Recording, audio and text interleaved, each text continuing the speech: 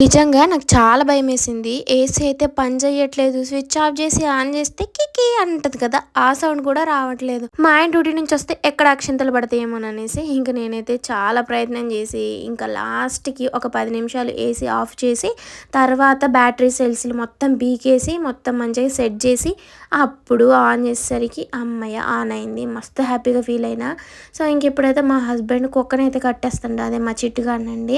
లేకపోతే మనుషుల మీదకి కరవడానికి వెళ్తుంది. అందుకే మా చిట్టిని కట్టేస్తా ఉంటే మా ఆయన్ని కోడి పొడవడానికి వచ్చింది. ఫుల్లుగా అరుస్తున్నారు. "శైలు బయటికి రా, బయటికి రా." అబ్బా! ఏమైందా అని తీరా పోయి చూస్తే కోడికి భయపడ్డాడనమాట మీ అన్న. సో, ఇంకా మొత్తానికి చాలా సేపు నవ్వుకొని వీడియో అయితే తీశాను. నైట్ డిన్నర్‌లోకి కర్రీ అయితే చేస్తున్నాను. గోరుచిక్కుడుకాయలు మా భాషలో అయితే గోరుచిక్కుడులే అంటారు. మీకేలేమంటారో కామెంట్ సెక్షన్‌లో షేర్ చేయండి. కొంతమంది ముట్టక్కాయలో, బొట్టక్కాయలో ఏదో అంటారు. అయితే అస్సలు తినాలని అనిపియదు ఫ్రెండ్స్. ఏం చేద్దాం చెప్పండి?